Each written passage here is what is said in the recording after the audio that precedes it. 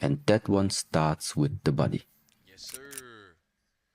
Did you know that? Y'all, hold on. Let me jump back over there. So, we just getting started for today, and our message, well, our focus today is focusing. Just getting focused. You know, let's watch one more 5 minute motivation, and we'll move on. For Monday, we'll keep it short. Keep it short.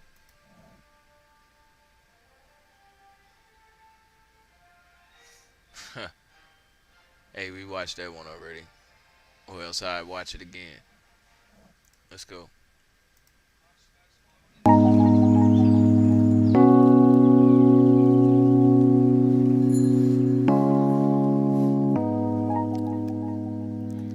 What's good, everybody? Weezy here, back with another video, and our focus this week is having a positive mindset. And you guys know I have my journal right here where I summarize what positivity means to me. So let's jump right in. So we all know that thinking positive doesn't come naturally, since our minds are hardwired on taking shortcuts and thinking negative. Now let's be clear, I'm not saying that everyone is walking around all doom and gloom, and I'm certainly not saying that everyone is the same. Some people are definitely more optimistic and more positive than others. But what many psychologists and just many people in general believe is that our brains default into the negative. So by large, we're hardwired to register and remember negative events more quickly and deeply than positive ones. For example, say a person has loved pets, more specifically dogs, their entire life and has had hundreds of amazing experiences with them. But that one day they've gotten bitten by a dog who they thought was friendly, and I can guarantee you that that one negative experience has outweighed all the positive ones prior to it. To continue, a positive affirmation is always encouraging and it builds our confidence to take on any task in the world. This also draws to law of attraction. When we think positive towards our actions, we then begin to see that all along the correct people, places, and opportunities has formed together like a jigsaw puzzle. It's all meant to be. We also want to be our own boss and create our own schedule, so why not put in a continuous effort to make it become a reality? Now, Tupac, one of the greatest messengers and one of my favorite musicians, once said, "He is a message to the newborns that's waiting to breathe. If you believe, then you can achieve. Just look at me.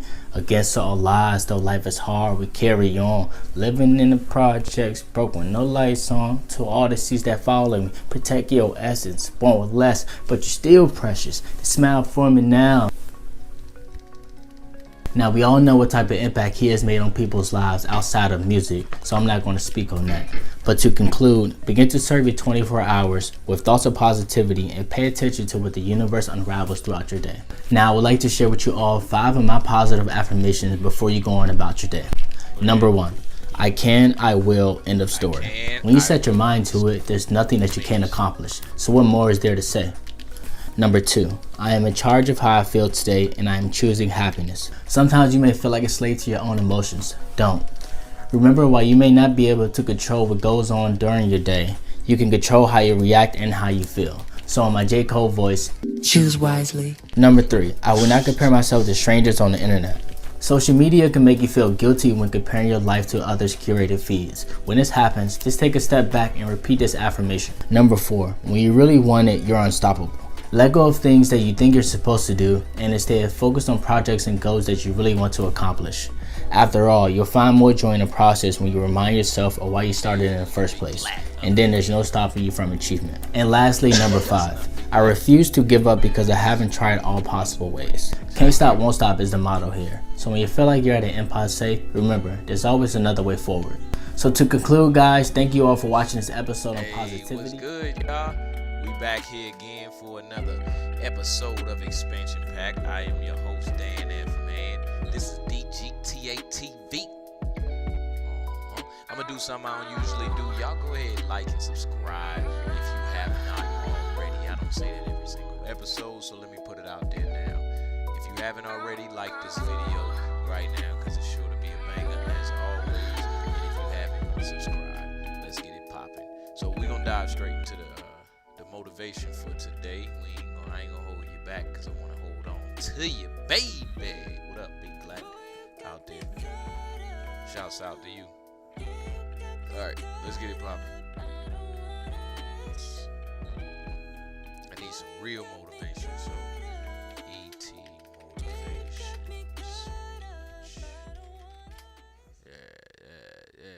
talk to you. He gonna talk to you now.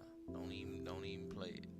How bad you want? Tell me you want. All right, now I'm gonna tell you the story. I gotta get out of here. And the story is about, you guys have probably heard about this before. It was a young man who, you know, he wanted to make a lot of money, and so he went to this guru, right? He told the guru, you know, I want to be on the same level you on. And so the guru said, if you want to be on the same level I'm on, I'll meet you tomorrow at the beach at 4 a.m. He like, the beach? I said, I want to make money. I don't want to swim. Guru said, if you want to make money, I'll meet you tomorrow, 4 a.m. So the young man got there at 4 a.m. He all ready to rock and roll, got on the suit. Should have wore shorts. Hey, what's good? Oh. Grabs his hand, said, how bad do you want to be successful? He said, real bad. He said, walk on. What's good? Oh, shout out to everybody who watching. Y'all get this motivation. Out in the water. So he walks out into the water. Watch this. When he walks out into the water, it goes waist deep. So you're like, this guy crazy. Adrian, he's like, I want to make money. He got me out here swimming. I didn't ask to be a lifeguard. I want to make money. He got me in. So he said, come out a little further. Walked out a little further. Then he had it right around this area. The shoulder area. So this old man crazy. He's making money, but he's crazy. He said, come on out a little further. Came out a little further. Right at his mouth. My man like, I'm about to go back in here. This guy is mine. But the old man said, I thought you said you wanted to be successful. He said, I do. He said, walk a little further. He came, dropped his head in, held him down, hold him down. My man didn't scratch it, hold him down. Just before my man was about to pass out, he raised him up. He told the guy, he said, when you want to succeed as bad as you want to breathe, then you'll be successful. That's my guy. I don't know how many of y'all got asthma in here today. If you ever had an asthma attack before, you short of breath, SOB, shortness of breath, you wheezing. The only thing you trying to do is get some air. You don't care about no basketball game. You don't care what's on TV. You don't care about nobody calling you. You don't care about a party. Right. The only thing you care about when you're trying to breathe is to get some fresh air. That's it. And when you get to the point where all you want to do is be successful as bad as you want to breathe, then you'll be successful. And I'm here to tell you, number one, that most of you say you want to be successful, but you don't want it bad. You just kind of want it. You don't want it bad and then you want to party. You don't want it as much as you want to be cool. Most of you don't want success as much as you want to sleep. Some of you love sleep more than you love success. And I'm here to tell you today, if you're going to be successful, you gotta be willing to. That beat playing over is like stupid. I heard the first part of the story, but we're gonna skip over that video and get to another one. All right, let's go. All I ever knew was effort will get me seen on tape. Effort will get me noticed to get to the league. Effort would one day take care of my mom and my kids. Effort, which is between you and you. Nobody else can give you effort. Nobody ain't got to convince me of what I do. I do what I do because I do what I do, because I'm built from something. And man didn't create it.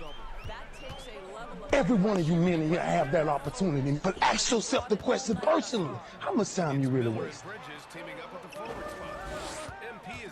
How much of our brains are we really gonna use? I use mine to tell somebody today there's no other man out there willing to give up what I'm willing to give up. I said that in 1993 when I said I wanted to be the greatest hurricane, and the only thing that I got in the middle of all of that distance is the only thing that follows work is results. There's no other blue. I ain't got no other secrets to tell y'all today. If you want to do something, work at it. Power of respect is never to disrespect. I said that I might be the greatest player to ever walk up out of University of Miami. I did not say that because I thought I was better than everybody else. I said that simply because I was willing to put in the work to now be back here 18 years later and tell you the only brotherhood I still have sits on my chest. Greatness is a lot of small things done well. Day after day, workout after workout, Obedience after obedience. Yes, sir. Day after Yes, day. sir. Yes, sir. Forget that there was any sunlight left. What would you spend today thinking about? Yourself? Or the man that's beside you? Or the man that you know you'll give everything in your heart for? Right. We get one opportunity in Yes, life, sir. Yes, sir. one chance in life to do whatever you're gonna do. To lay your foundation, to make whatever mark you're gonna make. Whatever legacy you're gonna leave. Leave your legacy. And it's found through effort. Wins and losses come a dime a dozen. But effort, nobody can judge effort. Right. Because Yeah. effort is between you and you. Yes, sir. Effort That's ain't right. got nothing to do with nobody else. Yes, sir. So that team that think they're ready to see you, they think what they seen on film, they ain't saw what film shows. Because every day is a new day. Every moment is a new moment. So now you got to go out and show them that I'm a different creature. Now. Right. Yes, sir. Because I'm pissed off for greatness. Because if you ain't pissed off for greatness, that means you okay with being mediocre. Yes, sir. Nobody owes you anything. Are you listening to what I'm telling you? Like, it's your dream. And you got to invest in your dream more than anybody else invest in your dream. Nobody gave us money. Nobody said, look, we're going to invest in this thing, but we still did it. Nobody don't owe you nothing. I got to get that in your spirit. No, you know who owe you something? You owe you something. So if you don't have enough money, for real, if you don't have enough resources, like whatever you don't have, you got to go deep in and you got to dig it out. Enough may not be enough. Flat out. 50 cars might not be enough. 120 might not be enough. $5,000 might not be enough. I don't know. I'm just telling you that sometimes enough is not enough. And so what do you have to do? You got to go to that next level. Like you got to Right. dig deep and find more.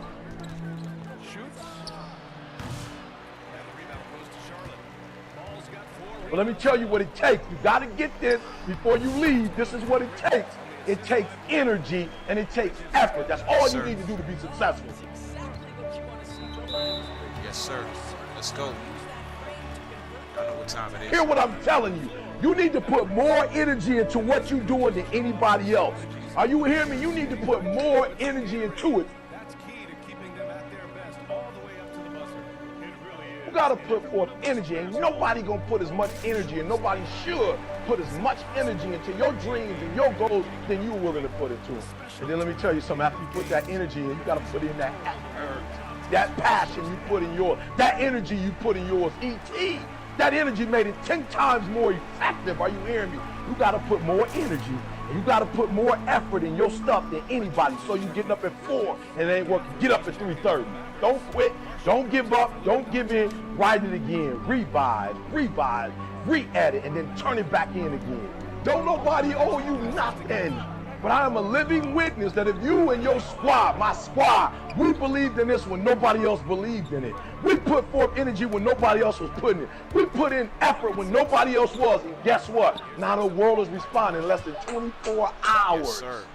Less than 24 hours. Y'all better get this motivation right now. The thing is, every successful Monday, person we you know start. has failed Let's get at what started. they love to do before. You understand me? And any successful person you know, even though it seems like everything just happened for them, it usually was preceded by a bunch of failure, or at least a significant amount. But the great ones aren't the ones that don't fail. They're the ones that learn from their failure and they keep going and they're persistent and they're tenacious. And for me, that means that even when you hear no, you have to keep going through all those no's until you get to yes. And with learning something new, I think it's the same principle. You can get better at things, you can grow.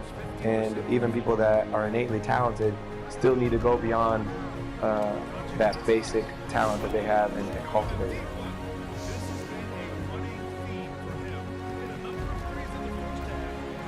If you can't come in and put work in the building, go out to the practice field and work hard, do your lifts and do what you're supposed to do, you should not be here.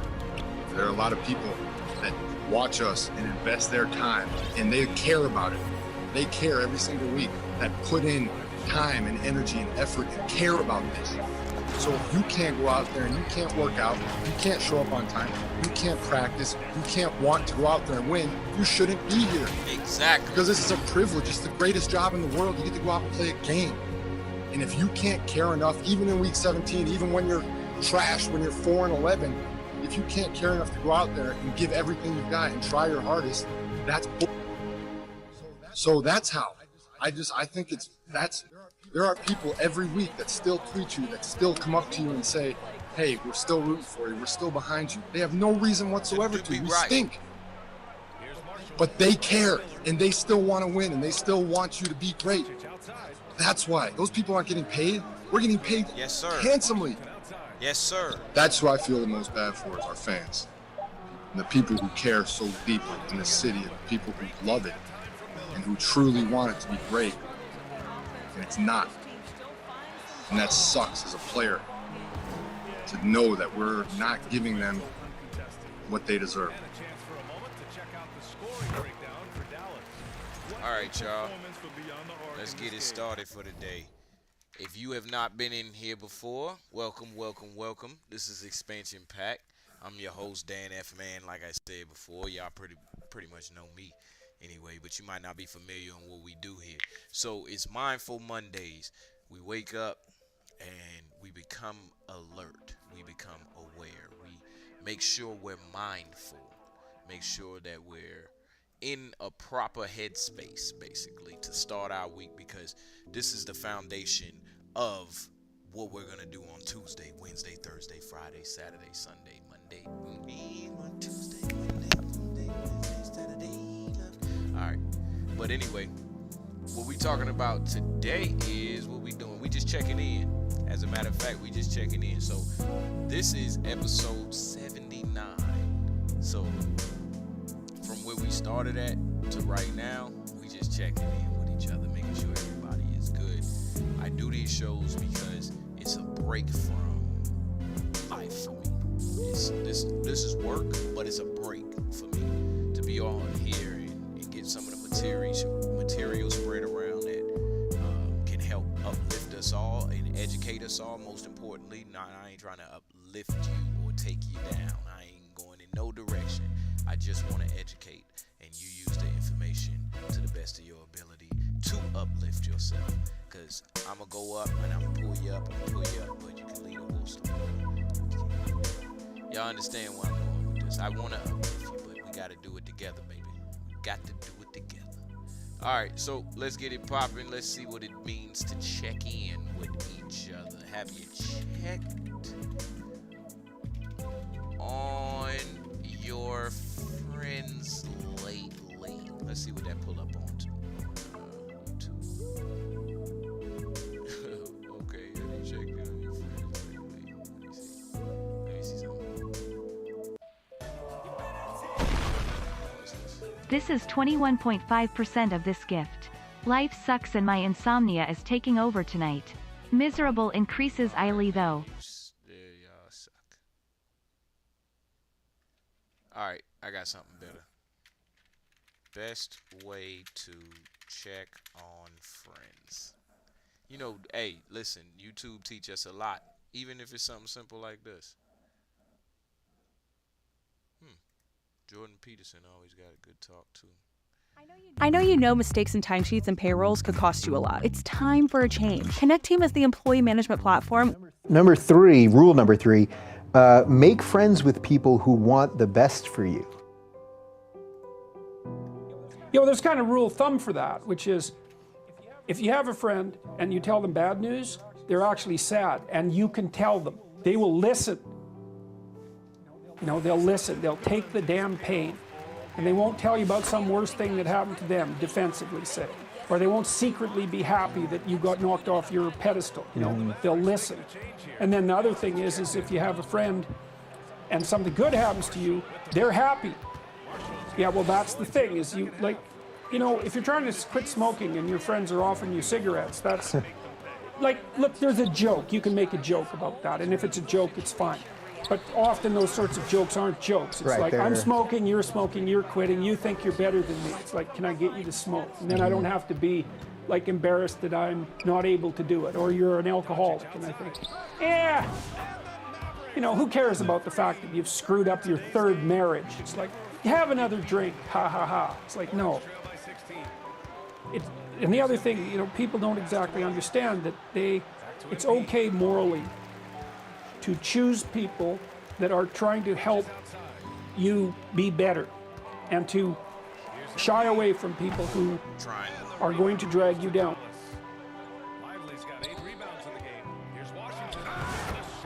You want the best for the best in them. That's what you want. And that's what you want from people that you surround yourself with. Now, they'll hold you to a high standard if that's the case, right? Because whenever you degenerate in any of the multiple ways that you're likely to degenerate, they're going to like whack you on the back of the head and say, you know, clue the hell in. You know, you're demeaning yourself. You're less than you could be. And there's real judgment in that, and it's harsh. You know, but with friends, it's the same thing. You want friends. They're not friends if they're not these people. You want friends who, when something good happens to you, that's good for you, right? They're happy about that. They're not like all bitter and resentful underground and like saying horrible things behind your back and telling you how they did something that was better and trying to drag you down. It's like, that's not helpful. And then when something bad happens to you and you go to them and you say, look, this terrible thing happened to me. First of all, they don't try to top it with some like horrible thing that happened to them, because they don't have the patience to listen. And second, they're not secretly gloating about the fact that catastrophe finally befell you. It's like they're actually hurt by it. And that chapter is an injunction. Is like, take a look at the people that are around you. And if they're not on the side of what's good for you, then walk away. Because, well, first of all, that's best for them too. If you put up with that, all you're doing is enabling it. It's like, well, it's okay that you mistreat me in a way that's harmful to me and everyone else. It's like, actually, no, that is not okay. It's not the least bit okay.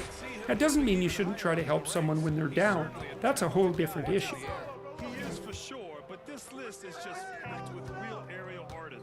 What if it's your family? So you know how you say like walk away, right? Yeah. Do you still walk away from your family, or do you? You do if it's necessary. Yeah. There's lots of different ways of walking away. Oh yeah, you know? like create boundaries. Well, there's that for sure. There's that. I mean, you sometimes someone's on an incorrigible path. Like, there's just nothing you can do. You know, maybe they're aiming down. They're aiming down hard. And they're bitter, and everything they do is to produce misery, virtually everything. And you have to detach yourself from that. It's like, I always think about it from the perspective of a lifeguard. So if you're training to be a lifeguard, one of the things that you're trained to do is to approach someone who's drowning and panicking. And the way you approach them is you put your foot out between you and them, and you push forward with your hands with your foot out. And you basically tell them if they're flailing about, you say, look, I'm here to help, but you have to calm down. And then if they cling to you, like in panic, you push them away. You think, well, that's pretty damn cruel, because what if they drown? It's like, yeah, what if you both drown? That's like not helpful. You're there to rescue them, they take you down, you're both dead. It's like fail, right? So you say, look, quit panicking, I'll help you out, but I'm not drowning along with you. It's like, well, it's the same with someone in your family. It's like, if they're on a downward path and you've done your best, you know, you've made your efforts, and they're not paying attention, they're not changing. They say, yeah, well, I'll quit doing this. Yeah, I'll quit doing this. They tell you the same story over and over and over. It's a downhill path. You don't trust it. At some point, first of all, you stop offering your words. That's do not cast pearls before swine. A very, very harsh statement, right? But what it means is, if you're offering words of wisdom to someone in the genuine attempt to help, and they treat that with contempt, then shut up, because you're demeaning your words by throwing them away. I want to be more bold and different, like not really having to follow trends. You think, well, how do you help someone who's aiming down? Well, sometimes you help them by walking away and saying, look, you're aiming down so hard that I am, despite the fact you're my brother, man, it's like, you know, this is killing me. you're aiming down so hard, I'm not coming along with you. And the reason I'm not is to tell you in no uncertain terms that what you're doing is so terrible that I will even violate our kinship to oppose it. And maybe it'll take them 10 years to wake up to that, you know? And so that can be the case because, you know, people often have to be hit so many times before they'll learn. You see that especially if someone's addicted or otherwise pursuing a pathway that's like seriously downhill. Here's how you know if someone's your friend. A, you can tell them bad news and they'll listen. They won't tell you why, you know, you're stupid and why that bad thing happened to you and how something worse happened to them once and, you know, derail the whole conversation. You can actually tell them bad news and they'll listen. So that's a good thing. And then this is a weirder thing. You can tell them good news and they'll help you celebrate. And that's a really good way of deciding who you should have around you, because if you have someone around you, you know, something good happens to you, you're kind of afraid to even admit it because, you know, God, something good happened to you. It's like, you let that be known and it'll certainly be taken away. So, you know, you come out and you sort of tell someone half-heartedly that something good happened to you, and they give you a whack and then talk about, you know, the great thing that happened to them 3 years ago, or worse, the great thing that happened to someone that they knew 3 years ago. You know, it's like, go away from that person. They're not helpful to you, and they're not helpful to themselves either. And so you want to surround yourself, you got to think about this. You got to surround yourself with people who want the best for the best part of you. You can hang around with weasels and losers that are trying to pull you down to justify the fact that they're spiraling downhill as well. And you know, the upside of that is you don't have to have any responsibility. You can all whine about how wretched life is, you know, so that's pretty attractive. But I would say it's also a bad medium to long-term plan. And so it's acceptable and desirable to try to surround yourself with people who are facilitating your development. You know, and you might say, well, I've got people around, I know them well, you know, they're not doing that well, and they don't fit into that category. It's like, what's your point? What are you going to do with it exactly? If they'll listen and cooperate with you and move towards a better future, great. If they don't pay any attention and they keep doing the same damn things over and over and they're not going anywhere and it's painful, then maybe the proper thing to do is say, you just have your misery. I'll go off and have my life. And maybe you'll wake up at some point in the future and think that's a better way of being. Because just putting up with it is, well, they call that enabling, right? You put up with that sort of behavior, you're providing tacit consent for it and even tacit approval. It's like, it's a bad idea. You have, I would say, both the right and the responsibility to surround yourself with people who are good for the best part of you. Well, folks, that's going to do it for now. For Doris Burke, Ali LaForge, now y'all know how to make friends. This is Brian Anderson thanking you for watching this 2K Sports presentation of the NBA. So long and good night, everyone. Let's see what they got out there for us. What? Psych to go, y'all be having everything. Hey, there we go. Students with ADHD save 10 hours studying with this Chrome extension. But no.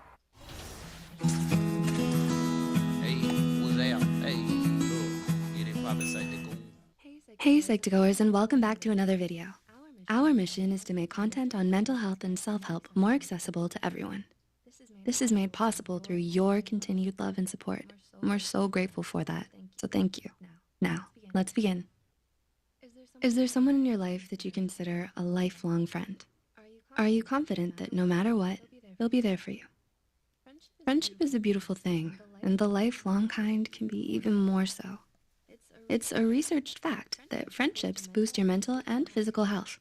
Having strong friendships not only increases your pain tolerance and boosts your immune system, but also increases your sense of self and belonging and purpose. So, here are 8 signs you've made a lifelong friend. 1. You can confide in them. Have you ever shared confidences with someone? Are you certain your secrets are safe with them? If so, it means you trust your friend. You feel comfortable around them, and you're sure they won't judge you. Checking all of those boxes is a surefire way to discern a lifelong friend. Confiding in someone is great for your mental health because research says it intensifies your sense of purpose and belonging. Belong is to feel comfortable and confident with who you are. And if you feel that way around your friend, you know there's a good chance that they're here to stay. Number 2, you enjoy similar things. You and those you consider your close friends enjoy doing some of the same things. You have similar hobbies, study similar things in school. Having similar interests is actually a sign of lifelong friendship. Research shows that forming friendships based on common interests creates a valued sense of community between you. This is definitely not a hard and fast rule, and it's more applicable to making friends in college or school, where your lives are more or less grouped by your interests and hobbies. With that said though, enjoying similar things has the potential to ensure a lifelong friendship, as it can lead to sharing similar passions and values. Number 3, you feel comfortable and safe around them. Do you feel safe to express yourself around your friend? Or do you feel like you have to hide parts of who you are and fear that they'll judge you? All of this refers to emotional comfort and safety, which seems like a given. But to actually achieve this in a friendship, it's important that both people listen to each other actively with a non-judgmental mind. You should feel that no matter what, your friend has your best interest at heart and appreciate things that make you you. Number 4, they emotionally support you when you don't feel well. Can you be sure they won't turn your back on you if you fall sick, sad, heartbroken, or worried? Ups and downs are a part of life, and a lifelong friend will be willing to be there for you through all of it. True friendships don't fizzle out when things get difficult. Rather, you can count on them to get you through. When you're mentally unwell, you might want to isolate yourself. Friends who still emotionally support you can actually help pull you out of its debilitating effects. Number 5, they inspire you. Do your friends make you want to become the best version of who you are? According to research, lifelong friendships can encourage you to make up healthier habits, such as exercising, and help you drop unhealthy habits, like overusing substances or overthinking things. Have you ever had a friend help you quit something that was difficult for you to quit on your own? A lot of times, loneliness can cause you to perpetuate mentally destructive habits. But secure, long-lasting friendships can change your perspective by showing you that you aren't really alone, and that in itself can help remove some of your negative thinking patterns. Number 6, you feel valued around them. Lifelong friends will show you how much they care about you through their words and, more importantly, their actions. And this is so important because feeling valued and cared about is known to contribute to your happiness as an individual. Rather than only talking about themselves, they'll call you to check in on you. They'll show up on time, and when they are with you, they'll give you their full attention. Lifelong friends will lift you up when you're feeling down, simply by being present with you and reminding you how much you matter to them. Number 7, they're honest with you. Have you had a friend who called you out when you made a mistake, but still didn't leave your side? You may have felt embarrassed or even angry at the time, but that friend truly has your best interest at heart. Friends like these are so important and usually lifelong because they show you that not only will they be there for you, but you can trust them to give you their honest opinion to help you succeed and become a better person on your own, rather than sitting back, saying nothing, and watching you get hurt or fail. And number 8, they respect your boundaries. Believe it or not, boundaries are crucial in friendships. They make sure that you grow as an individual and that you and your friends don't become too dependent on each other. If there is something you don't want to talk about, a lifelong friend will accept that and continue to emotionally support you, rather than distance themselves out of anger. Boundaries are necessary because they keep you safe, and a good friend will make sure not to cross ones that you have set. Have you made a lifelong friend? How many of these signs described your friendship with them? Let us know in the comments below. If you found this video helpful, be sure to hit the like and subscribe button and share it with someone who might benefit from it. As always, thanks for watching, and we'll see you in our next video. Now, we've been serious for a good, 30 minutes? Let's laugh. They always get...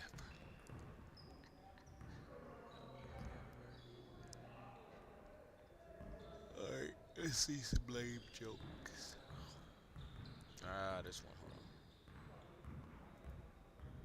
Let's see this. Sean Combs is a monster. I want to speak about this now because I witnessed everything. That's why I drink with white people. How many people get with white people?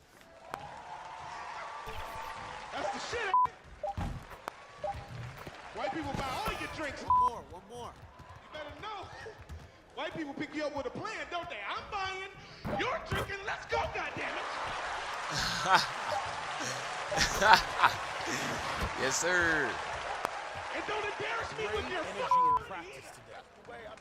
He said, "Don't embarrass But me." you gotta with your watch him. They money. be trying to kill the nigga. Hey, 3 Hennessy's over there.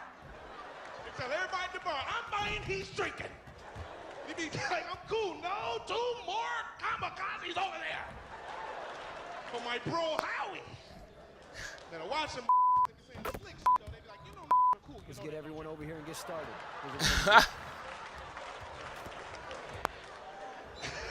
You like, buy me another drink. What do you think about this? That was funny. All right, hold on. Let's get a couple more. I want to hear some dad jokes real quick. Stop strategizing so much. Hold on. Stop hold on, setting. Hold on, Kanye. Hold up, Kanye. Hold up. Jokes. Dad jokes for friends. Let's see what they got.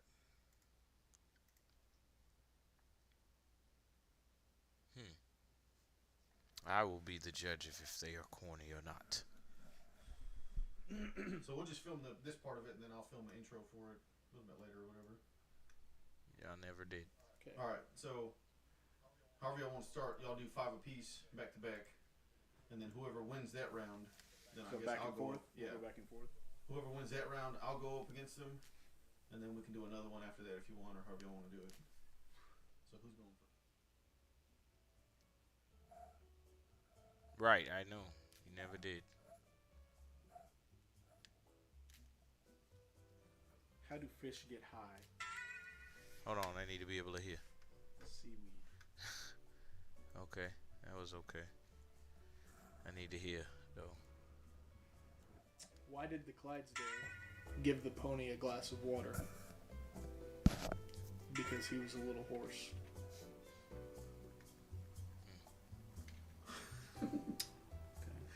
Starting off very. What's the difference between a good joke and a bad joke timing? I don't know. That was the joke. Timing. That was bad timing. So that's the joke. That was stupid. How do you make a Kleenex dance? Let me see. Put a little boogie in it. Okay.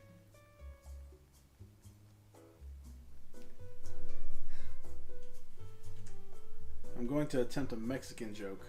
I hope it's a good one.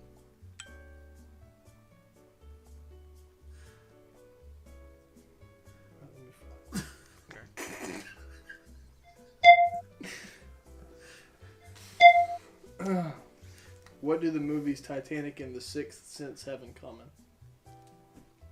I see dead people. That was whack. My friend's bakery burned down last night. His business was toast.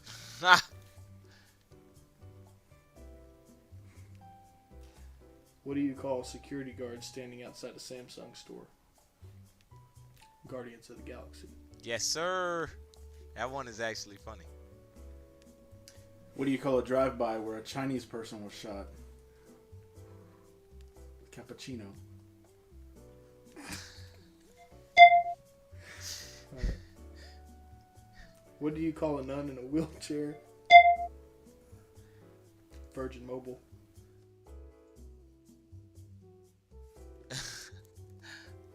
What did the Mexican firefighter name his sons? Jose and Jose B.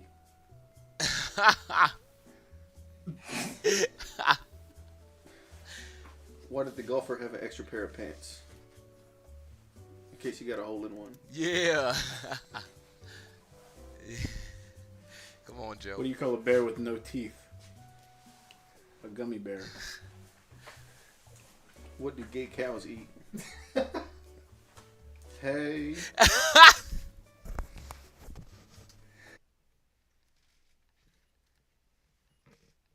Hey, that was funny.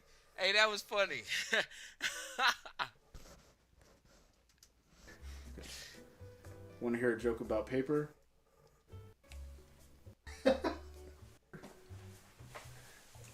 What do gay cows eat? Okay. Okay. Want to hear a joke about paper? Never mind, it's terrible. Okay. How do you find Will Smith in the snow? You look for Fresh Prince. Okay, I seen that. I mean, I heard it before. You're making me laugh.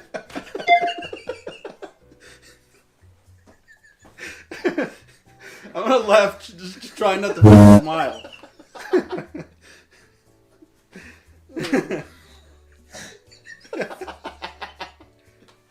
Oh shit, okay.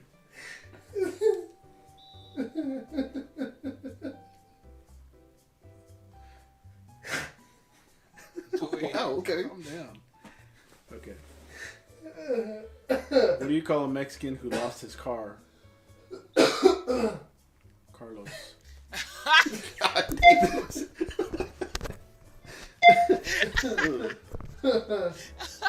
What do you call a gay milkman? Hold up. I guess that's why Daryl ain't got no car. He's Carlos.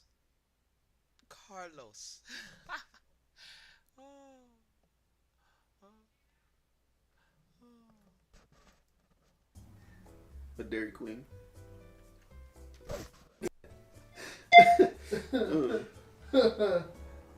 What do you call a gay milkman? A Dairy Queen.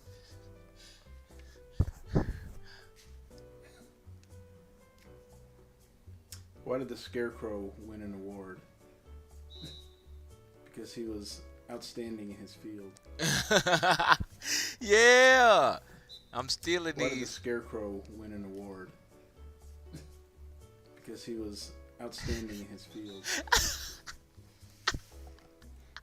A man went to a zoo, but they only had one dog. It was a Shih Tzu. Hold on, I ain't here. A man went to a zoo, but they only had one dog. It was a Shih Tzu. Right, exactly. It was a Shih Tzu. Yeah. Shitty ass zoo. Okay. That was good. That one is good. This graveyard looks overcrowded. People must be dying to get in there.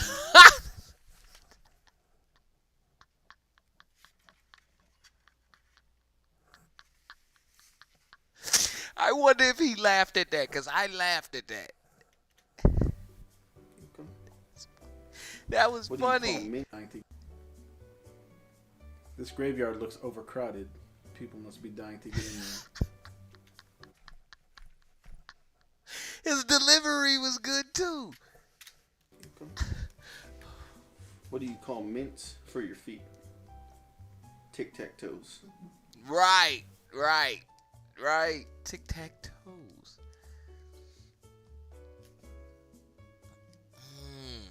I got one tier. Hold up. I wish I could remember some of those. I would tell them. Let me get one more video of this.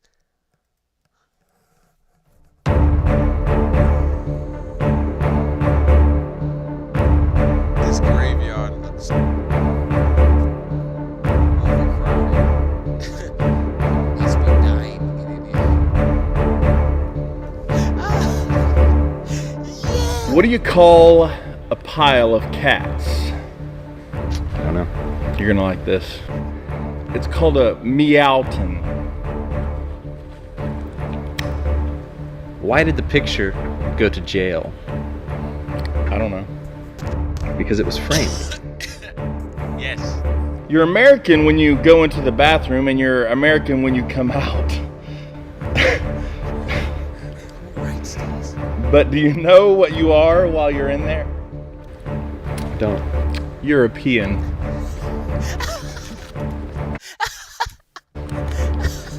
What did the ocean That was funny. say to the shore? Nothing, it just waved. Right. Nothing, it just waved. Nothing, it just waved. Yes, sir. That's good.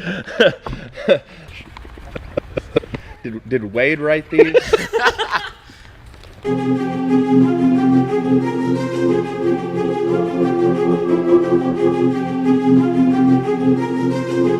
What do you do when you see a spaceman? You park, man. You park, man? Space, you park. Oh. That's a good one. Why do bananas need sunscreen? Because they peel. Why does a chicken coop only have 2 doors? Why? Because if it had 4 doors, it'd be a chicken sedan. Yes, sir. Yes, sir. You heard the rumor going around about butter. No, I haven't. Never mind. I shouldn't spread it. Yes, sir. Yes, sir. We did pretty good. Not bad. Well done. Yeah. We did good. Yeah.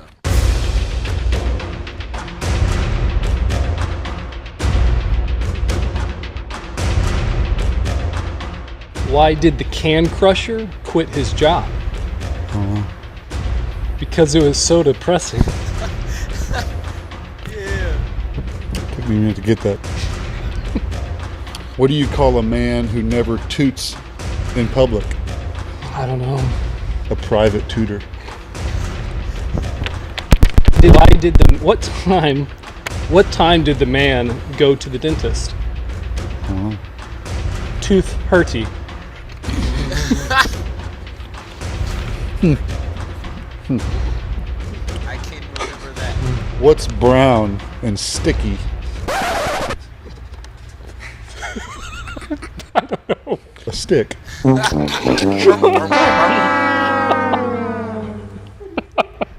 Who never toots in public?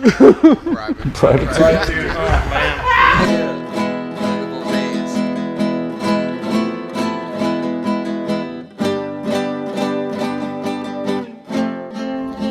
What does an annoying pepper do? Don't know. It gets jalapeno face. What do you call a pony with a sore throat? I don't know.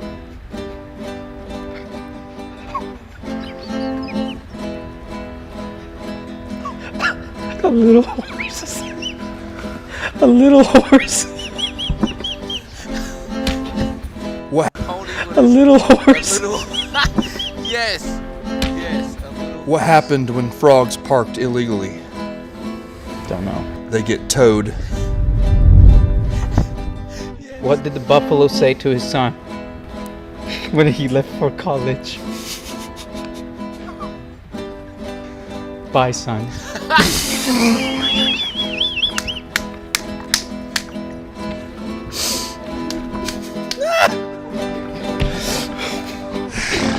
Oh my gosh, that was good. That was good. All right, y'all. We back to being serious. So last week I did a series on curing disease. And hey, what's up, Zanita67? I did a series on curing disease, and I didn't put disease like how you'd be like disease. I put dis-ease, which means the opposite of being at ease. Like you ease on down the road.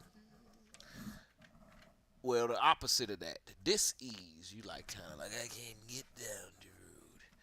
All right, I did 2 weeks of that on Healthy Mental Thursday, and I kind of want to touch on a little bit of what we talked about then, just to keep on continuing with that theme of checking in. So let me go and pull my man's videos out. Excuse me, y'all, for yawning all in your face. I'm gonna go over to my playlist and pull an episode out. Well, go find bruh that I was. I'm done spending an obscene. And I'm sure he has some pretty great info for us. Where's my playlist? All right, where he at? I gotta find this channel. It ain't Shane. Let me see now. There you go. Let me see you get. Good morning, Hank. It's Tuesday. Recently, I went to the hand doctor because my hand isn't working totally perfectly, and he was like, hey. Good morning, Hank. It's Tuesday. Recently, I went to the hand doctor because my hand isn't working totally perfectly, and he was like, hey, do you remember when we talked about you not signing your name so much? The heart wants what it wants. I have a silver lining, which is that I get to add to my catalog of itises. I'm a heavily itised person. Like, over the years, I have had orbital cellulitis and eosinophilic esophagitis and viral meningitis, not to mention the normal itises, sinusitis, gastritis, etc. But in this respect, I am, of course, not unique. In our lives, most of us will become extensively familiar with itises because... Alright, that's not what I wanted us to look at. I just wanted us to come over to his channel. So, I'm hoping to find a video from him just talking about something that has to do with maybe not necessarily friendship, but just checking on yourself, checking on people, ways to do it, how to do it, or something in that nature. So let's see what we got.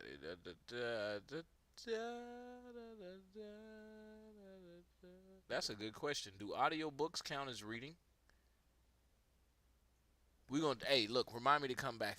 There it is. I knew he would have something. Am I okay? Good morning, John. So I just finished talking with my therapist, which is a thing I do now. And I'm going to do some open talking here, even though I do feel shame about showing weakness. I don't think I'm afraid to be weak. I think I'm ashamed to be weak. I feel like I don't have good enough reasons because, of course, I have it very good. But I finished chemo around 18 months ago, and I think that I'm pretty much where I'm going to get in terms of recovery. And it's pretty good. I got on my fingertips again. Not actually, now that I'm doing that one. Still a little tingly, but I can feel it's like not a problem, obviously, for my everyday life. But like a little reminder for clarity. Sometimes chemotherapies cause nerve damage, and I got a little bit of that. I also have nerve pain where I had the radiation on top of the surgeries. That's very normal. But again, I don't feel that unless I'm doing certain activities. So I can sit here right now and feel no pain anywhere on my body. Like, there's a little ache in my knee, and it turns out I have a little bit of a headache, but I didn't notice before I checked, so can't be that bad. So, body-wise, aside from an increased risk of secondary cancers, I am pretty much unscathed. I think sometimes people miss that with cancer treatment, people almost always exist with a different level of ability afterwards, sometimes with serious disabilities. Just because you're done with treatment doesn't mean you're done. You still gotta do stuff and work hard and get through it. And you should understand that about people in your lives who have dealt with cancer treatment. Just a tip. Now, I am still at the moment roughly at the peak of odds of relapse, which is not super fun. And one of the things I'm supposed to be doing during this time is not being too stressed out, which is a goal that I have not accomplished. But we don't accomplish all of our goals. But I am getting to the point where in the future, my odds of relapse pretty soon are going to start going down, where it's going to get less and less likely that I will relapse. That's like at month 24. So I'm close. This is actually a level of granularity I probably shouldn't have, but I have it, and it does inform the way I move through the world. But of course, there's more to it than just the body.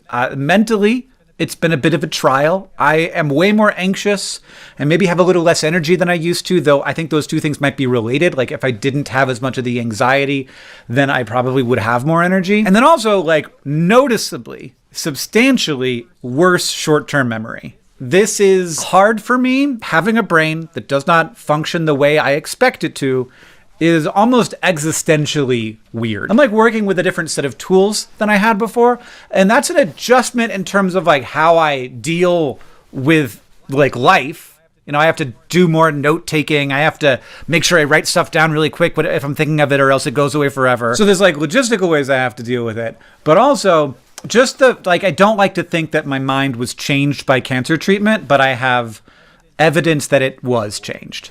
And that's uncomfortable. But, you know, I'm not dead. And maybe we are all just a bunch of ships of Theseus pretending to not be ships of Theseus. But I feel like more of a ship of Theseus than I used to. Whether the short-term memory loss or the anxiety are worse for me, it's probably the anxiety. My therapist says that I may not have an anxiety disorder. It is instead totally possible that I'm just having a normal response to a life that contains a lot of responsibilities and threats. That seems right to me, though of course we're going to keep working on it because the combination of work anxiety and health anxiety have resulted in a lot of less sleep than I'd like to be having, and that increases my health anxiety because I think if I don't sleep, my immune system's gonna let the cancer come back or something like that, and then that increases the lack of sleep. And then all of that makes me worse at work because I'm tired all the time and cranky. But I'm working on it. One thing I will say though, is coming back into work. I'm a fan. Like, I'm a fan of stuff. I love being a fan of stuff and then getting to like do stuff. Like, I'm a fan of Dropout, and then I got to do my comedy special on Dropout, and I'm like in the next season of Smarty Pants. Very exciting for me. But I am a huge fan of the stuff the teams at DFTBA and Good Dot Store and Complexly do in the world. And I feel very lucky that I get to be involved in that. But also, all of those ideas have been incubated right here in Nerdfighteria, and they have sprung forth from the values of Nerdfighteria. And I just want you to know that the energy for their initial existence and a lot of their energy for their perpetuation come from this community right here. All right, we're going to pause right there. I'm glad he shared his story about cancer. If you know anybody that has dealt with that, you know it ain't something that everybody just diving in and talking about on the day-to-day. All right, so, let me go back to that last one. All right, audiobooks. At The RealReal, we authenticate everything. We check the date code, examine the stitching, clue, the leather. Good morning, Hank. It's Tuesday. If my voice sounds a little thin, it's because I spent all day yesterday recording the Everything is Tuberculosis audiobook, which I'm really excited to be narrating. Audiobooks are one of the ways in which I feel extremely old. So this is a little alarming, but my first book, Looking for Alaska, came out almost exactly 20 years ago, and back then the world of audiobooks was much, much different. Like, we mostly called them books on tape or books on CD, and they came in boxes. And like, I remember maybe a few months after Looking for Alaska came out, my editor called me and said, there's going to be an audiobook. And I was like, that's amazing, mostly because I was getting paid $1,000, but also because it meant that an actor was going to perform my book, which is just an incredible feeling. It was as close as I ever expected to get to a movie or TV adaptation. But like, back then it was a very small business. Most books never came out on audio. And if you asked me if like audiobooks counted as reading, I guess I probably would have said, maybe. I've never thought about it. But at the time, I certainly worshipped at the altar of written language as written language, you know? I thought there were all kinds of complexities and nuances that simply didn't translate to audiobooks. Of course, I didn't yet realize that there are also all kinds of complexities and nuances to audiobooks that don't translate to print. Partly because I didn't really listen to audiobooks, and partly just because of this like long-standing bias against them. I didn't understand that a great narrator can bring a book to a new kind of life. Like, a mediocre book can become amazing. And yes, if you listen to the audiobook of a great novel like Ulysses, you're gonna miss some of the visual text-based puns, but if you read it with your eyes, you're gonna miss some of the audible puns. So my stance on audiobooks has changed a lot in the last 20 years. I now think that they're not only definitely reading, for many people, they're the best kind of reading. I mean, the point of reading is to ingest someone's words and ideas in the most transparent way possible, right? You want to spend minimal time decoding what the words are and what they mean, and maximum time, like, living in the world those words create, or else understanding the ideas those words are trying to share, or whatever. For someone like me, who decodes the written word quite easily, iReading works great, because I don't have to spend much time turning the scratches on a page into words and ideas that exist in my mind. But many people aren't like me. In fact, a lot of research indicates that most people aren't like me. Most people retain information better from audiobooks than they do from printed books. And so for many people, audiobooks are the ideal way to read, because that's how the words become most transparent. I actually think the argument over whether audiobooks count as reading misses the fundamental joy of reading, which is that it's different for everyone, right? Like, if 10,000 people read the same book, on some level that's 10,000 books, because the reader is such a co-creator of the book with the author. And now that there are so many more audiobooks available, it's great news. It makes information and storytelling so much more accessible. But I will say, we still have a long way to go on that front. Like, so many books aren't audiobooks, especially like textbooks and learning-based books for schools, and that's just, it becomes a needless barrier to learning. Now, I'm not saying that reading an audiobook and reading a print book are the same. same, okay? Like, I understand that they are different. When you're reading a print book, your eyes can linger for as long as you want on a single passage, or you can skip a paragraph that looks boring. When you read an audiobook, the narrator is guiding a lot of that. On audio, meanwhile, you can experience nuances that might be lost in print when it comes to inflection and pace. The whole idea that you're somehow a better or superior reader if you read via your eyes instead of via your ears seems to me a legacy of a narrow way of understanding how we acquire knowledge and tell stories. Like I said, most people retain more information from audiobooks than from print books, and if the job of a book is, as Horace said so long ago, to delight and instruct, then audiobooks do that job. And the explosion of audiobooks, I mean, the Anthropocene Reviewed audiobook has sold almost as well as the paperback. That explosion has been great news for readers who can now access stories in the ways that they want to, but it's also great news for authors because it means more people engaging with those stories. Many of the people who were termed so-called reluctant readers turn out to be voracious readers. They just want to read on audio. And now that audiobooks are being published simultaneously with the print version and the costs are lower, it really is reader's choice. And as an author, I don't care. I'm just delighted that you're reading it. Here's one irrefutable way in which I know that audiobook reading is reading. These days, I often go back and forth between audio and print depending on where I'm at. Like, I don't want to read a print book while I'm washing the dishes because they're not waterproof. On the other hand, I don't want to read an audiobook while I'm going to bed at night because reading with my eyes relaxes me more. And they're both reading! I can tell that they're both reading because in both cases I understand what's happening in the book. Both ways of reading reach into the way down deep and help me feel less alone in the dark, difficult, abstract stuff that sometimes without books I wouldn't even have language for. That's reading. Hank, I'll see you on Friday. Exactly. That's Now, I enjoyed that. How many of y'all be reading them audio books or listening to them audio books? It's still reading, by the way. It is still reading. Let's keep on going. Let's get some more motivation. Wake us back up.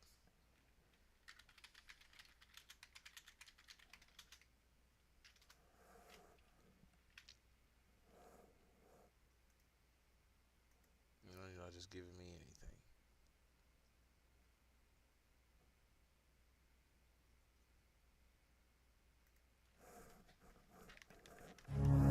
What the world throws at us is not necessarily your choice. But what you make out of it is entirely your choice. Other people are doing what they want, but it's your reaction which causes the suffering. There is no way you can fix an yesterday, but you can create a tomorrow.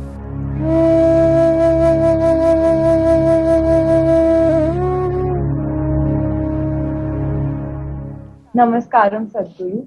So I have a childhood friend. She grew up in a very uneasy family environment because her parents had a very strained relationship, due to which she grew up amongst constant fights with lack of love.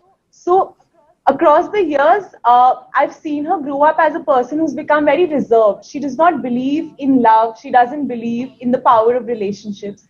So how can we sort of not let such toxic relationships impact us so negatively in life? See, everybody is finding a certain excuse for their own miseries. So my parents were like this, so I am like this. Well, this is unfixable because we can't change your parents now, all right? Hello? Can we change them now? So you need to understand this, especially if you have gone through tough situations in life or horrible situations in life, let's say. Is it not important that you become wiser sooner than other people? Sooner than other people who've grown up in comfort, who do not know what it is to see those things? Is it not very important that you should become wiser? No, instead you choose that you also become miserable because they were miserable people. So let us understand this much. You have an intelligence to recognize that they are living badly. How come you don't have an intelligence to recognize you are living badly right now? And you don't even have the fundamental integrity to see if I am living badly, it is me who is making this. Because there may be situations and situations. For every one of us there are situations. In fact, the more you try to do in the world, the more and more many ugly situations you will have to face, whether you like it or you don't like it, okay? Now, because you face ugly situations, will you also become ugly? Or you will use this as manure to blossom into a wonderful flower? This is a choice that you have. So everything that hurts us, everything that in some way is negative in a given situation, whether you will become wise or you will become wounded is your choice. Do not look for ideal situations because there is no such place. There is no such place. Wherever you go, there will be something happening that you think is negative. Whether it's negative or not, I don't want to make a judgment. But in a given place, you think there is negative. A whole lot of people who have applied to get into your institution like ISB, they are all thinking, if I enter ISB, it is like heaven. But I'm sure there are many people in your institution who think this is the most horrible place, full of politics, full of nonsense, full of this. Aren't there such people? Hello? I'm sure they are there, you don't become one of them. Because in every place there are issues, all right? Where there are two people, there is an issue. How we conduct these issues depends on, are we in a state of conscious response to these issues or are we in some compulsive reaction to these issues? This determines how we conduct ourselves. This has become a syndrome all over the world because they've all read a little bit of Freud, little bit of Maslow, little bit of all this European psychiatric stuff. And everybody is a psychiatrist. Because my parents were like this, I am like this. Come on, huh?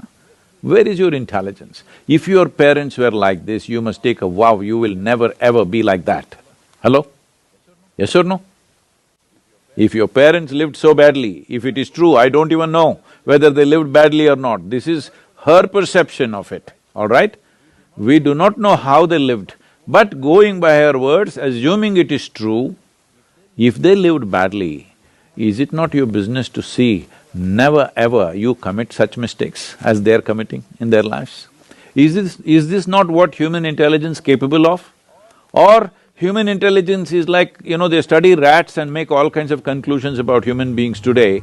Whole lot of experiments about human beings are on rodents.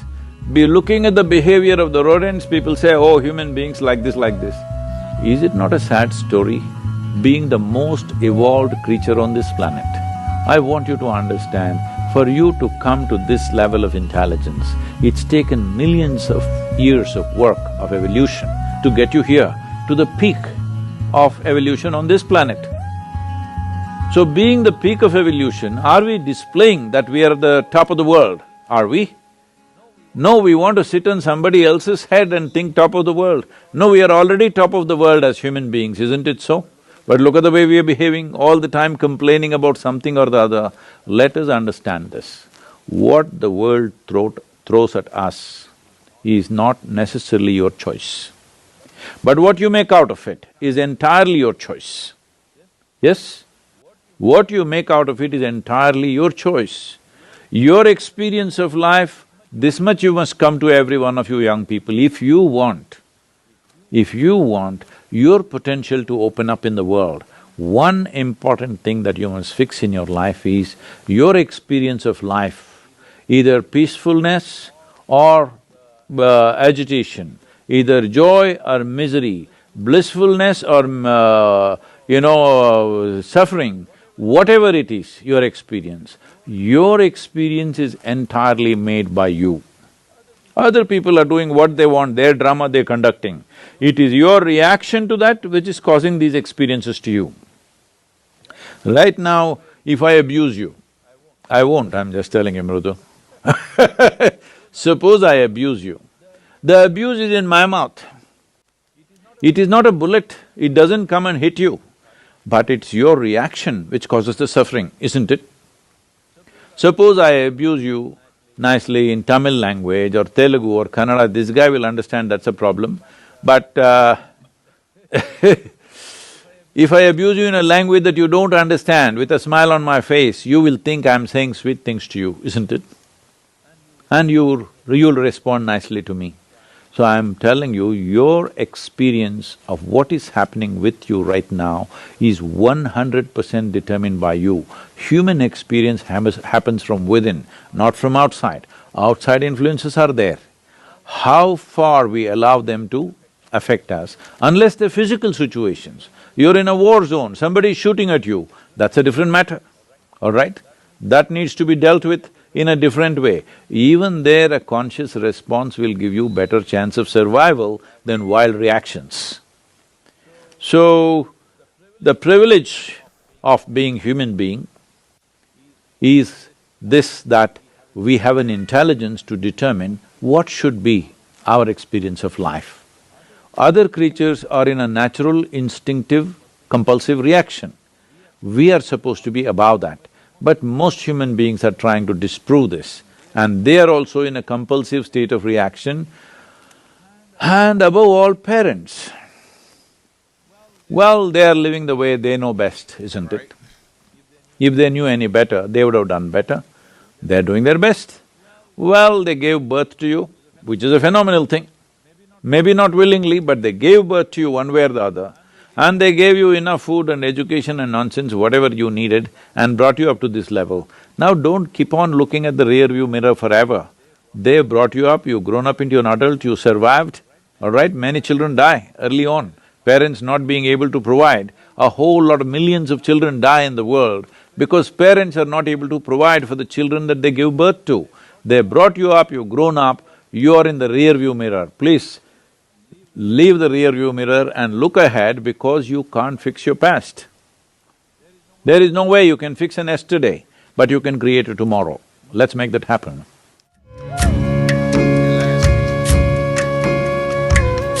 Fix it yesterday, but you can create it tomorrow. How am I already underwater? I'm in the same boat. I'm in an actual boat. Because I've been using Grammarly's AI for years to keep me high and dry. And in order to set up your weekend, you gotta set up camp a little bit. Because you know, hey, I'm here, I may as well be here for a while. Like if you're on a trip, you can live out of your suitcase, but what about at the Airbnb and hotel? If you're there for a little while, you may as well take things out of your suitcase and use the dressers and drawers. You may as well, it makes it feel more like home. So stay a while. I set up the tent, we set up a memory of this place. And he's like, I have no memory of this place. And then he talks with Frodo, he has a little smoke, and then, oh, it's that way. See, using time as your ally is really good in these moments too. Orient yourself, reorient yourself, and really take a look at, okay, this is what I'm surrounded by. These are the choices I can make, but at the same time, take your time. Is there a rush? Sometimes we just need to do just keep doing what we're doing. And a solution presents itself without us even trying. There's the art of not trying. There's sometimes where we put so much effort in. Like, what are you going to do? Plant a seed and keep digging it up to see if it's grown, right? And we keep pushing it down into the soil and we keep, oh, it's not growing yet. It must be, okay, we got to compact it more. We got to flood it with water. What the heck is taking so long? You plant the seed and you leave it and you let nature do its thing. So you're lost. Okay, I'm lost. I don't know exactly where I am right now. Let's chill. Let's be still. Let's be soft with ourselves. Sometimes the solution presents itself in front of us. You don't need to do a whole list of life goals right now if being lost is pretty daunting. You need to ground yourself first. What am I going to do when I'm lost? I'm in the dark. I don't know left from right, up from down. What am I going to do? Write down life goals? I can't find the pencil. I can't find the pen. I'm in darkness here. Sit down. Wait for some daylight to pop in. Wait for some moonlight to show itself through the cracks so you can see where the left is. You can see where the right is, and then you can make a decision after all. We get so caught up in wanting to move so fast all the time that it's no wonder we find ourselves lost sometimes. But this is the opportunity to reorient. This happens to everybody, creative people more than most. One thing we have to realize, and that I have to realize, is that we're always embarking into the unknown, And there's always going to be a decision where we don't have enough information. We never do. We know as much as we know, and you take a bit of a leap. And you see where it gets you. And if it doesn't get you exactly where you wanted, which it rarely does, then you tweak a little more, and you tweak a little more, and you tweak, and you tweak. What else is life other than moving and tweaking and stepping a little bit in each direction to see where you can really find your path and your way? My friends, if you feel lost right now, the last thing I'd invite you to do is beat yourself up. Notice that critic within you that says, yeah, you should be going somewhere. Why are you lost? Why don't you just do the thing? Why don't you be like everybody else? Find a purpose. Just find a job. Just do this. Just do this. What's wrong with you? I can't believe you made that decision back then. That's why you're lost in the first place. You really messed up this time. Be aware of that voice. You know, there's that exploratory nature in you, I'm sure. Because if you listen to this podcast and you followed me for a while, you know that it's in me. And those who deal with depression and anxiety, such as myself, from time to time, that's part of us. We're seekers. We're big thinkers. We go deep. We go real deep. We pay the price for it sometimes. But we're sensitive to the world and we're sensitive to our environment, which is why we get lost in the first place. Because we're always moving. We're always moving. We're searching. We're checking stuff out. What, are you going to be mad at yourself for trying the fruits of the trees? Maybe you got so caught up in the beauty in the moment and you're trying tree by tree and you're eating fruits and trying plants, and then you look around, you're like, oh shoot, I followed the trail of berries for too long and now, whoops, I gotta find my way again. It could be that you were just enjoying yourself so much that now you're in a different place. What do we do when we're in that place we don't know? Okay, just remember, grab the eagle talons and see where you are. And if that's too soon, wait till the moonlight and sunlight comes into where you are. Reorient yourself. Don't beat yourself up. We all get lost, and this is a feeling that I have to get used to. Because I like embarking on new adventures, and I like to try new things, and my life, and I'm sure yours, it's not a straight trajectory. Nobody's is. We find ourselves in these moments all of the time because life is unpredictable. We're throwing curveballs all the time. And sometimes I ask for curveballs because I get bored of happiness and I get bored of routine. So I like curveballs and I like the feeling of being lost. Part of me really enjoys it because, what is it? You really get to know who you are and where you are when you feel lost. My friends, this isn't a bad thing for you. Try to see it in a different light. Try to see it as you as the adventurer and seeker, you on the hero's journey that's just taken out his or her map just to see where you are for a little bit. Take rest. Take rest when you need. There's no need to move right now. Set up camp. Make this your launch pad. Set up camp. Get a base camp going. Set up a fire here. Set up the clothesline here. You know, when we're camping, I was up north camping this weekend. The mosquitoes were freaking terrible. But nonetheless, I was doing my cliff jumping and I loved the adrenaline rush, but then doing some paddle boarding. And in order to set up your weekend, you got to set up camp a little bit. Because you know, hey, I'm here. I may as well be here for a while. Like if you're on a trip, you can live out of your suitcase, but what about at the Airbnb and hotel? If you're there for a little while, you may as well take things out of your suitcase and use the dressers and drawers. You may as well. It makes it feel more like home. So stay a while. I set up the tent. We set up the firewood's going here. We set up the picnic bench going here. The barbecues are here, right? Set up a while. Stay a while. Be your own friend for now. And really look at yourself with being okay with feeling like this and being here. If we're here, you may as well put your feet where the ground are, or the ground is. Put your feet where the ground is. Really feel it. Wherever you are right now, be there now.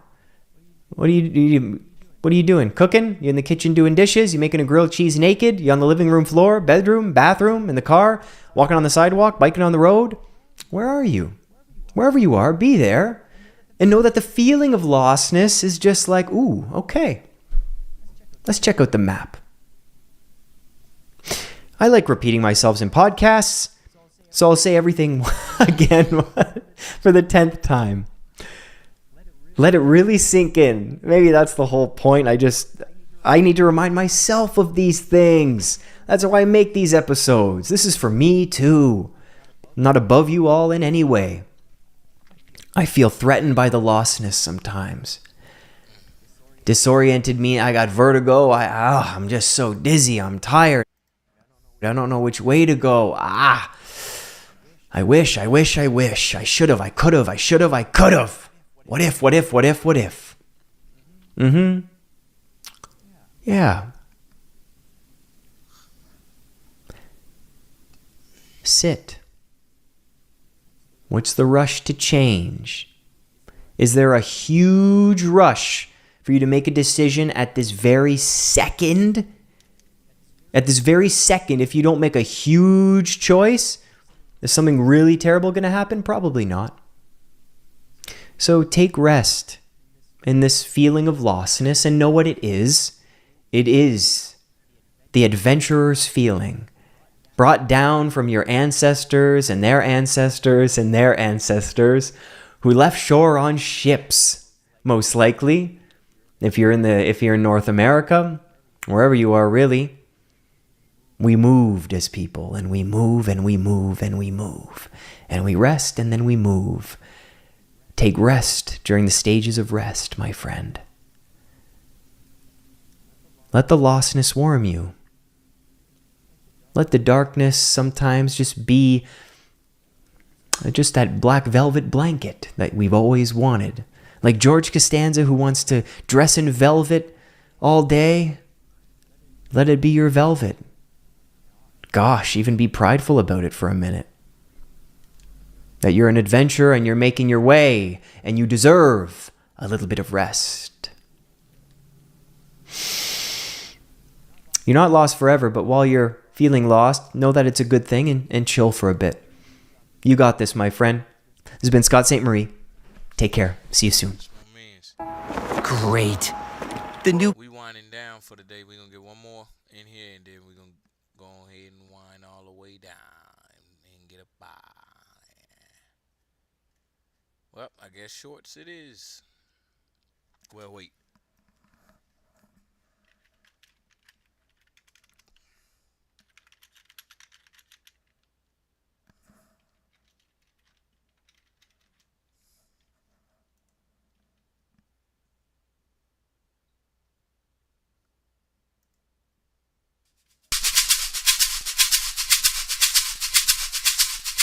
When relationships start, enthusiasm for our partners is typically natural and very intense.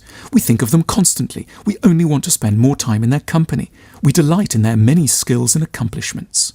But this early phase of powerful admiration and longing rarely lasts.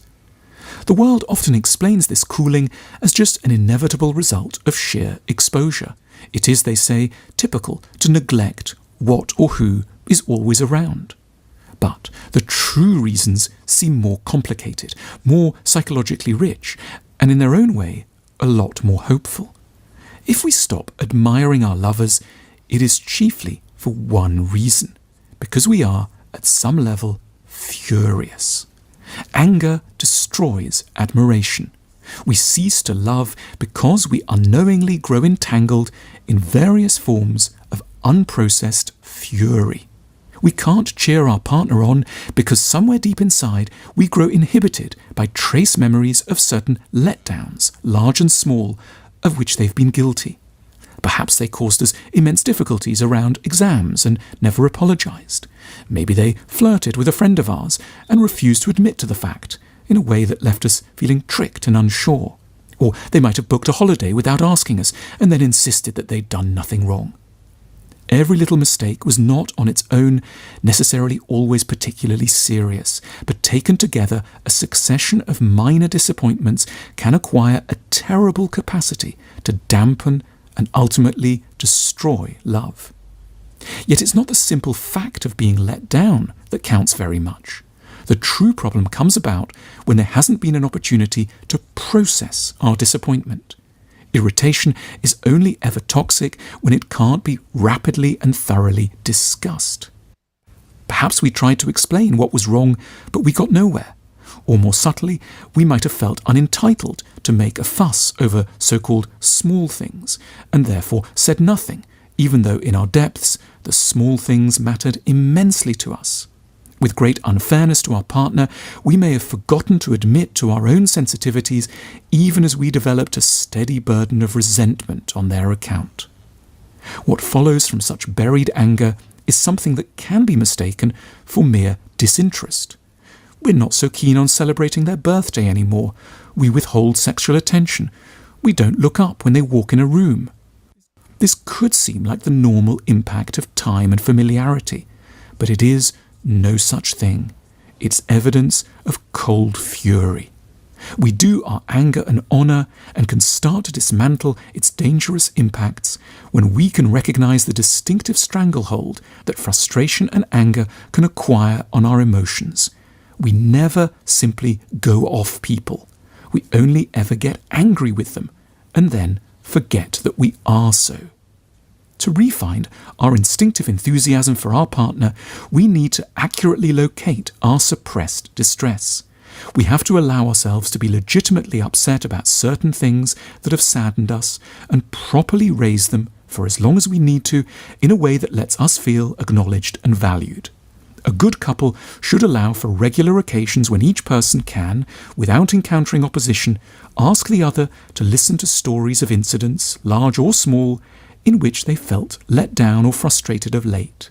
It goes without saying that we might not immediately see why a given thing should matter so much to our partner, but that isn't the point. The objective of the exercise is just to let the partner know that we care about whatever they happen to be concerned about. To ensure that our desire never suffers, this kind of hygienic ritual might unfold as often as once or twice a week. If couples too often ignore the requirement, it is because they operate under an unfair burden of bravery. They assume that it cannot be sane to want to make a complaint about things that give off an impression of being small, and so stay silent about their upsets until it's simply no longer possible for them to love. But wiser couples know that nothing should ever be too small to cover at length, for what is ultimately at stake in a marathon conversation about a single word or event can be the fate of the entire relationship. It might not be silly at all to devote an entire evening to understanding why a partner got silently immensely upset by the way we said the word ready to them at breakfast the day before, or was a little slow at laughing at a mildly unfunny anecdote about a train and a suitcase. The gratitude that will flow from such an effort to understand them will amply be repaid the next time we feel abandoned because they forgot to put the lid back on the olives or omitted to add a second kiss at the end of an email.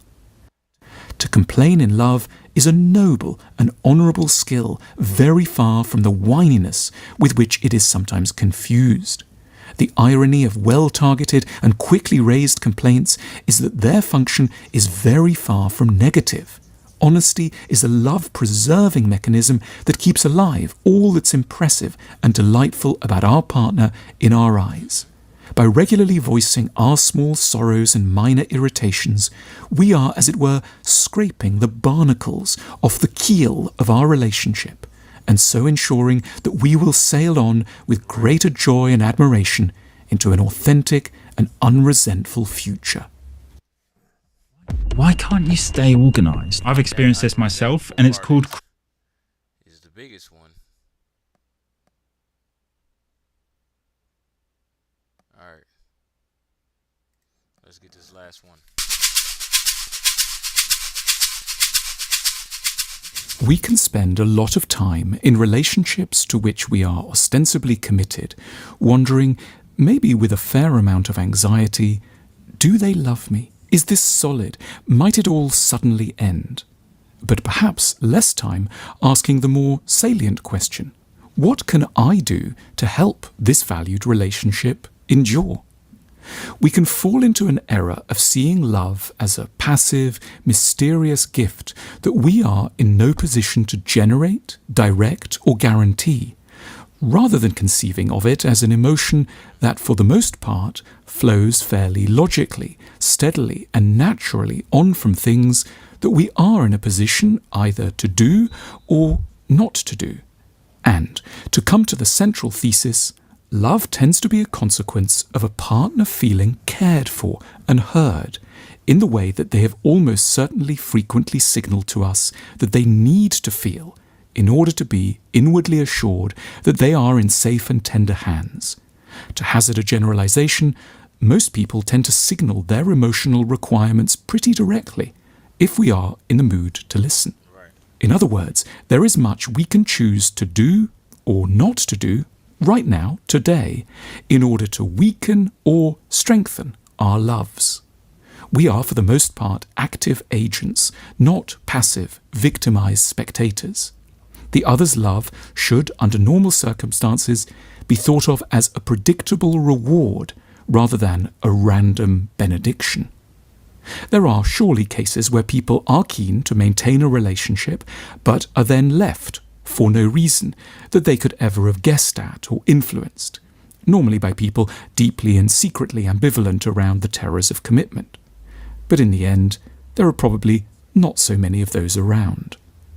To maintain love, we need more than anything to follow a few simple-sounding rules that can nevertheless be very hard for what we should acknowledge to be complicated psychological reasons on our side to act upon. Firstly, the partner must feel heard. Secondly, they must feel that we are on their side. Thirdly, they must feel appreciated according to their own distinctive love language. This might mean that we need to leave the kitchen a certain way, or that we have to take their views of social life or intimacy into account. Fourthly, the partner must know that we are making an effort in their name. Fifthly, they must feel wanted, emotionally and physically. Sixthly, insofar as we are difficult to be around, and we all are, we must explain why. We need to give our partner an accurate map to our areas of immaturity. We need to tell them calmly and with grace how we are a little mad, and, with reference to our pasts, why. We must never insist proudly or defensively on our normality. "I'm so sorry," and "I'm listening" should be our two most habitual phrases. Lastly, seventhly, we must strive to remain calm around our partner's most trying sides. We mustn't humiliate them about their flaws. We must become excellent teachers and diplomats of difficult messages. If we do all this, and a relationship ends without us wishing to, we are entitled to feelings of acute bitterness and grief. The fault has really not been with us. We have had the misfortune to love someone who was not ready to receive our gift. But if the relationship ends and we have somehow been distracted or busy elsewhere, we should start to wonder whether, or perhaps why, we have wound up with an ending we told ourselves we didn't want. We may need to reflect, under the full glare of the truth of singledom, that we might be a lot more ambivalent, conflicted, or lackadaisical about sustaining love than we have imagined. A lot of people don't know this, but the best way to prevent divorce, stop separation, and win your... All right. So we got a lot of good tips here today. A lot of good talking as far as checking in on our relationships, checking in on ourselves, motivation. We even did some dad jokes in here today. So I'm not gonna stick around for too much longer today. I'm gonna give y'all a good 5 minutes of the ending screen with some good talking, and then I'm gonna be up out of here for today. I'm gonna grab me some early lunch and try out my new schedule. So y'all go ahead and y'all get yourselves together for another Mindful Monday, and check on your people, check in on the people that's checking on you, and be a good friend. Use some of these tips that we learned here today. So I'm going to holla at y'all tomorrow. Tomorrow's another Tech Tuesday. And this is DGTA TV. I'm your host, Dan F. Man. Expansion Pack will be going off in about 3, 2, 1. I'm going to holla at y'all tomorrow. Peace. But you know perfectly well that all sorts of distraction fantasies are going to enter the theater of your imagination non-stop and annoyingly, and there isn't really a lot you can do about that except maybe wait it out. You know, so you'll be sitting there reading and your attention will flicker away. You'll think about, I don't know, maybe you want to watch Jane the Virgin on Netflix or something like that, or maybe it's time to have a peanut butter sandwich, or you should get the dust bunnies out from underneath the bed, or it's time to go outside and have a cigarette, or maybe it's time for a cup of coffee, or it's like all these subsystems in you that would like something aren't very happy just to sit there while you read this thing that you're actually bored by, and so they pop up and try to take control of your perceptions and your actions non-stop. Your attention One of my favorite lessons I learned was from a monk who said to me one day, I said to him, like, what do you think happiness is? And he said, I don't even talk about happiness. I think we're using the wrong word. He said, I look for peace. He said, I look for peace and contentment. And he said, sometimes in your life, just pause for a moment and ask yourself, how many of the things you have now were the things that you wished for a decade ago? Just pause and do that. And he said, what you will be shocked to discover is the person that you cannot bear to have a conversation with today, that is your spouse, you dreamed one day that they would look your way in a bar. You dreamed and you yearned for the day that they would text you back. That car that you now loathe because it has to be serviced and you have to change the tires on it. You have to... There was a time when you looked at it in a catalog and you went, that is my dream car. One of my favorite lessons I learned was from a monk who said to me one day, I said to him, like, what do you think happiness is? And he said, I don't even talk about happiness. Gen Z employees are so out of control. Looking at all the forms. And Sorry, Owen, before you start, Catherine, can you actually turn your camera on? We sent out a memo last week. It's required for all team meetings going forward. Sure, yep. Catherine, where are you? I like her. That's fantastic. Okay, I thought you were taking a work from home day, not a work from tanning bed Just day. as good, bro. We have a client in 15 minutes. Right, and I'll be tan for it. And I also have a wedding this weekend, and this is the only time I had to come. Okay, that's really not the company's problem. And That's honestly, efficiency. Catherine, it's not a priority for you to be tan. It's a priority for you to have the deliverable done on time for the client. Sounds like everything's good. This should be Yeah, the work's gonna be done. Who cares? Okay, so I'm gonna have to report you again from HR. This is the 5th time you've done this. Well, I'm going to report you for attacking me. Gen Z.